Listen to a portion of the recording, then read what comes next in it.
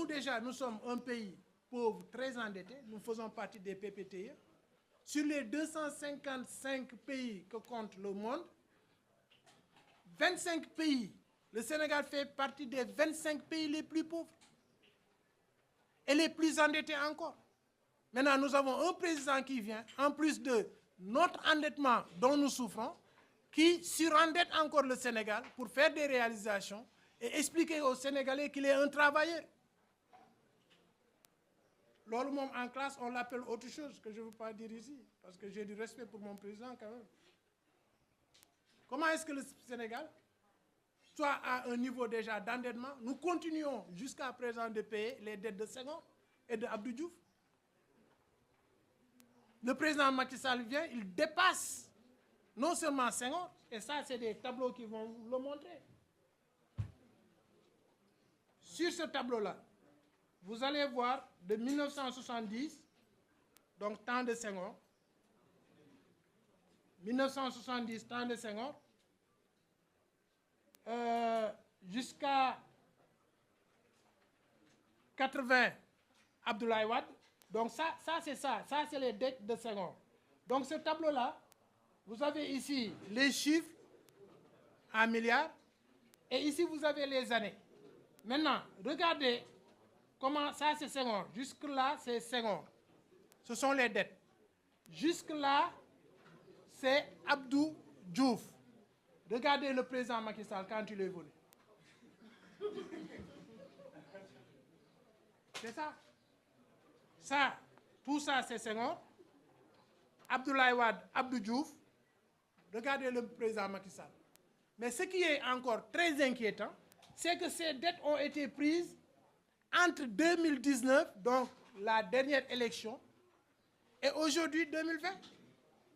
La plupart de ces dettes, ce tableau-là, ne cherchez pas ailleurs. Ça vient de la Banque mondiale. GDF, c'est-à-dire le Global Development Finance. Ça vient de la Banque mondiale. Voici les dettes du président Macky Sall. 2019, il a tellement pris de dettes simplement pour montrer aux Sénégalais que c'est un travailleur. Il a surendetté le Sénégal. Il a dépassé même les limites de l'UEMOA qui sont fixées à 70%. Jugez vous-même. Pourquoi tout cet endettement-là en peu d'années?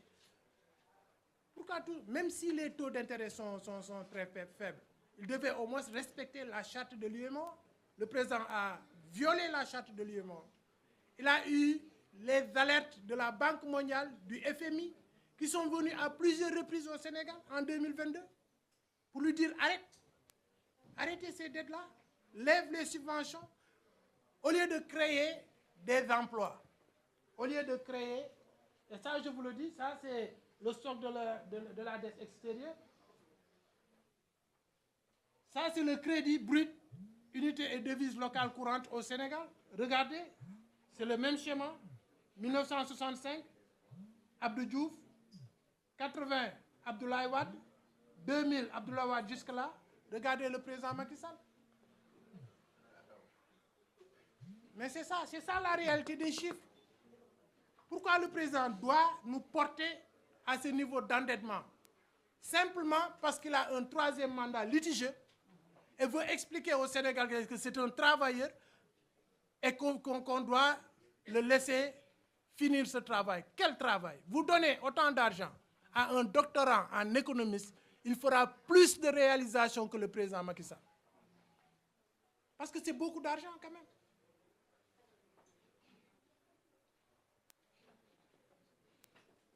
Je vais vous donner encore un autre tableau plus intéressant. Ça, c'est l'évolution de la dette au Sénégal en chiffres. Je vais vous parler de la dette par habitant. C'est-à-dire, yéen ku ci nekk ci yéen li nga xam ne yoreel nga ko Sénégal ci suñu président yi li ñu leb xam nga ñoom dañuy dem di leb ñoo xam fu ñuy dugal xaalis bi mais suñu lebee ba pare kuy fay du Sénégal seen impôt moo koy fay léegi seen impôt yooyu ak contribuable li ñu leen di dagg ci taxe salaire boo am dagg nañ ci taxe xaalis boobu yëpp la ñu nar a jël léegi fayee ko bor yi nga xam ne moom la ñu suñu président yi bàyyi. Vous pensez que ça c'est sérieux? léegi xool leen ku ci nekk ci yéen lan la yore loon temps wu Abdoulaye Wade Abdou Diouf bi muy dem sénégalais bu nekk yoreel na 63 627 ñi Abdou Diouf lépp 63 627 Abdoulaye Wade bi muy dem en 2012 sénégalais buy nekk yoreel na ñañu leb seen bor yi dëkk yeeg banque mondiale ak Paris club de Paris et cetera ak seen xarit yi Abdoulaye Wade bi muy dem dafa bàyyi sénégalais bu nekk nga yoreel leen 232 206 francs sénégalais bu nekk bi Abdoulaye Wade di dem xool leen le président Macky Sall bi mu ñëwee on est à 722 000 francs chaque sénégalais 722 000 francs chaque sénégalais.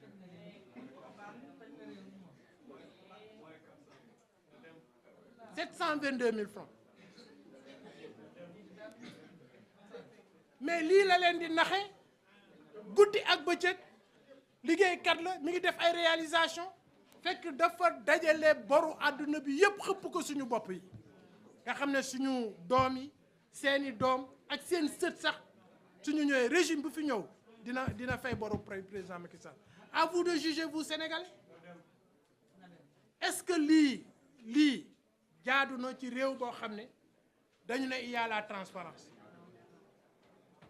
am na bor yoo xam ne sax Assemblée nationale même su amee prérogative dem lépp au nom du Sénégal mais am na bor yoo xam ne au moins mais discuter ko ci ak Assemblée nationale loolu mooy njëriñam soo xeebee Assemblée nationale nga dem ci conseil économique et social xanaa conseil économique social boobu war nañ fa gis ay kàngak yoo xam ne yu xarañ ci mun a xool ndax war na jël bor wala war mu jël bor mais conseil économique et social gis ngeen ko abattoiru politicien yi la conseil économique et social yu sérieux da ngay jël ñu xarañ des économistes xale yu tuuti ngay tànn yóbbu leen ci conseil bi lépp loo xam ne def na ko ci wàllu koom-koom mu ñëw ànd ko xale yi ne nii la ñu war a def xale yi jox ko bët parce que moom je pense que on a fait l'IST ensemble il était dans les hydrocarbures sans spécialisation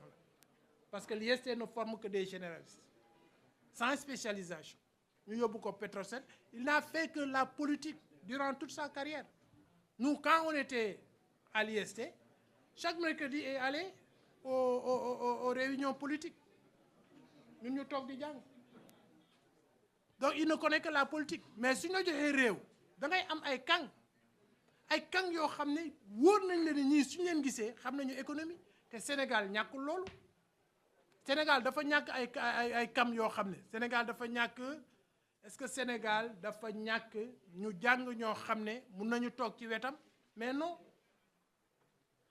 regardez ce qui entoure le président Macky Sall musul génn ba ànd ak nit bu ñu naw parce que ñun bi ñu nekkee ci cabinet sax nangul woon ñu jege ko